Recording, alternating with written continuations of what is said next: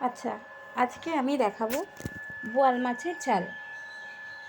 এই মাছটা আমার আর আমার ছেলের খুব প্রিয় একটা মাছ। আমার কর্তা কিন্তু এই মাছটা একদম পছন্দ করেন না, সেই জন্য দু পিসই মাছ রান্না করছি আমার আর আমার ছেলের জন্য।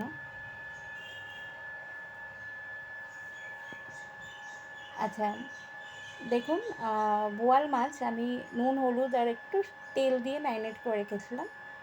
তেল দিয়েছিলাম যাতে কম ফাটে, এটা তৈলাক্ত মাছ তো প্রচুর পরিমাণে ফাটে দিলে তেলের মধ্যে, তাই আমি একটু তেল দিয়ে ম্যারিনেট করে রেখেছিলাম, কিন্তু ফেটেছে, কম ফাটেনি। শুনেছিলাম যে তেল দিয়ে ম্যারিনেট করলে নাকি ফাটে কম। যাই হোক, আমি এবার তেল গরম হয়ে গেলে তেলের মধ্যে মাছগুলোকে দিয়ে দেবো।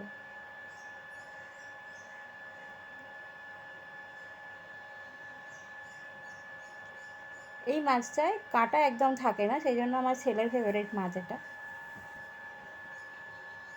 আচ্ছা, এক পিঠ আমার ভাজা হয়ে গেছে, আমি আরেক পিঠ ভাজবো।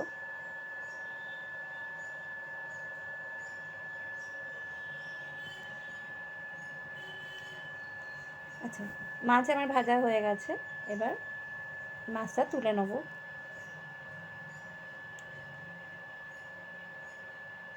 আচ্ছা, আমি একটু একটু আমার তেলটা কম মনে হলো, এর জন্য আমি আরেকটু এর মধ্যে তেল দেবো।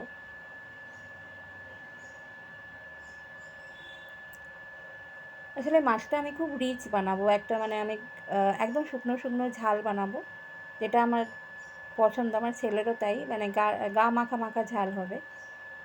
তো আমি আর একটু তেল দিলাম। এবার আমি এই তেলের মধ্যে পেঁয়াজ আদা রসুন বাটা দেব। দেখুন, আমি পেঁয়াজ আদা রসুন বাটাটা কিন্তু খুব মিহি বাটিনি, একটু দরদরা মতো বেটেছি। আমি এটা তেলের মধ্যে দিয়ে দেবো।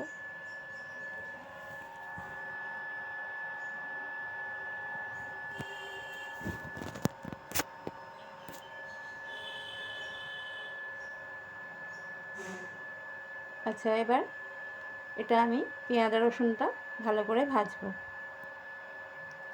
একটু লাল হবে মশলাটা, কাঁচা ভাবটা চলে যাবে।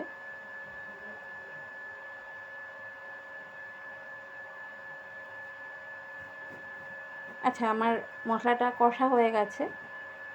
দেখুন, ঝাড় থেকে তেল ছেড়ে আসছে মশলাটার। দেখুন, তেলটা থেকে মশলাটা ছেড়ে আসছে। আচ্ছা, এবার আমি এর মধ্যে অল্প একটু জল দিচ্ছি যাতে মশলাটা ধরে না যায়, এই মিক্সি ধোয়া জলটা।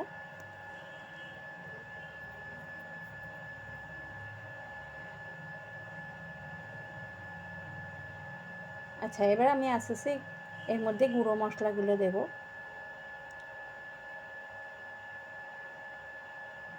প্রথমেই দিলাম জিরে গুঁড়ো।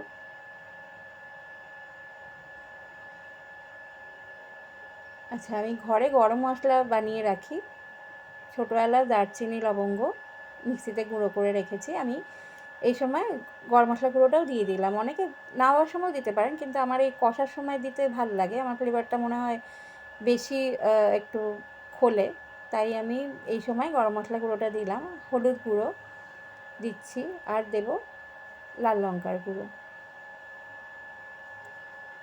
আচ্ছা, এবার আমি এটাকে ভালো করে কষবো,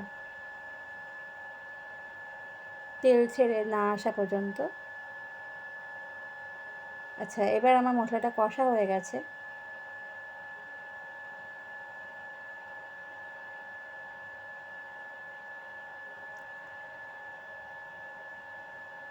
আমি এর মধ্যে এখন ভাজা মাছগুলো দিয়ে দেবো। আচ্ছা, নুন দিলাম, নুনটা দিতে ভুলে গেছিলাম, নুন দিলাম। এবার আমি ভাজা মাছটা এর মধ্যে দিয়ে দেবো।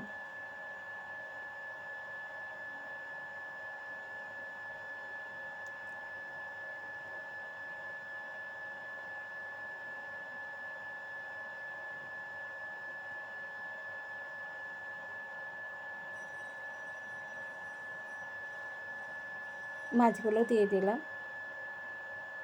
এবার আমি অল্প একটু জল দেব। আপনারা যে যেরকম ঝোল পছন্দ করেন সেরকম জল দেবেন। আমি যেমন একদম শুকনো শুকনো পছন্দ করি বলতে আমি ওই জন্য অল্প একটু জল দিলাম, জাস্ট মাছটা একটু সেদ্ধ হওয়ার জন্য।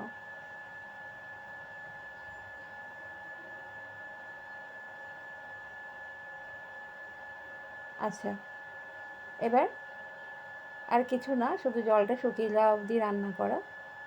আচ্ছা, আমি এখানে একটু টমেটো সস দিলাম, কারণ আমার কাছে টমেটো ছিল না। আপনারা যদি টমেটো থাকে তাহলে কষার সময় টমেটোটাও কুচি করে দিয়ে দেবেন। এই যে আমার বোয়াল মাছের তেল ঝাল রেডি, একদম শুকনো শুকনো হয়েছে দেখুন।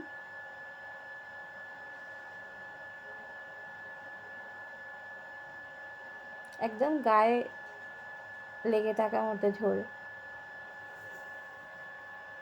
একদম পারফেক্ট যেরকম আমরা পছন্দ করি। আপনারা যদি পাতলা চান পাতলা রাখবেন।